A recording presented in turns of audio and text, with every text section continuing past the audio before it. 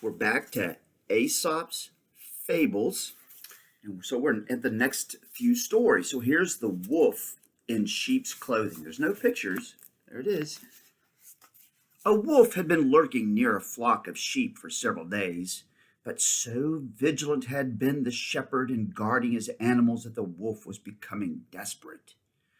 Then one day, the wolf found a sheepskin that had been thrown away. Quickly, he slipped it on over his own hide and made his way among the flock of grazing sheep.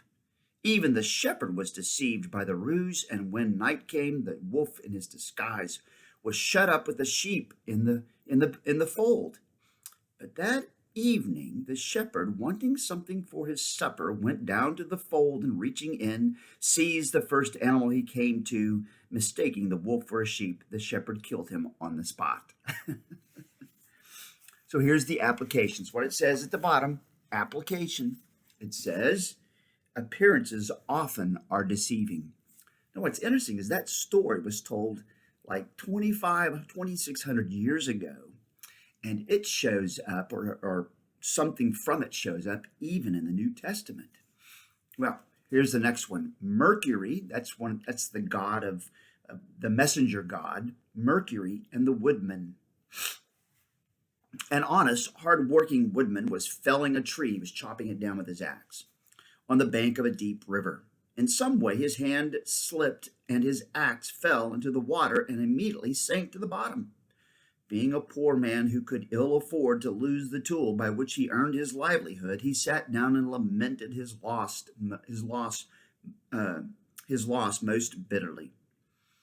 But Mercury, whose river it was, suddenly appeared on the scene. When he had learned of the woodman's misfortune, he offered to do what he could to help. Diving into the deep, swift-flowing stream, he brought up an axe made of solid gold. "Could this be yours?" he asked. "Alas, I wish it were," replied the woodman sadly.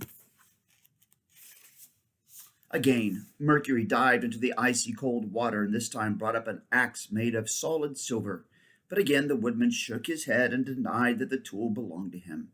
Mercury dived a third time and produced the identical axe which the man had lost.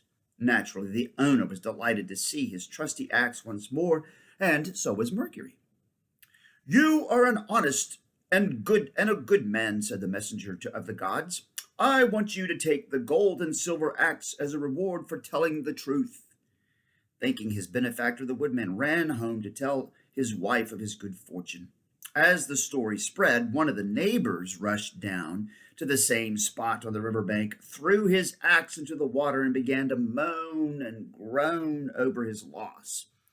Just as before, Mercury appeared, and learning what had happened, he dived into the water and fetched up a golden axe. "Is this the axe you lost, my friend?" he asked. Yes, that's it," lied the man, greedily reaching for that golden axe in Mercury's hand. But just as he was about to grasp the golden axe, Mercury said, "Not so fast, sir. You are lying, and to punish you for not being truthful, I am not only denying you this, but I am leaving your own axe at the bottom of the river." Here's the application. Honesty is the best policy. What a great story. One more story for tonight. Here we go. The Fox and the Crow. The Fox and the Crow. A crow who had stolen a piece of cheese was flying toward the top of a tall tree where he hoped to enjoy his prize when a fox spied him. "If I plan this right," said the fox to himself, "I shall have cheese for supper." So as he sat under the tree, he began to speak in his politest tones. "Oh, good day, Mistress Crow. How well you are looking today. How glossy your wings, and your breast is the breast of an eagle. And your claws, I beg pardon, your talons are as strong as steel. I have not heard your voice, but I am certain that it must surpass that of any other bird, just as your beauty does." The vain crow was pleased by all this flattery. She believed every word of it, and waggled her tail and flapped her wings to show her pleasure.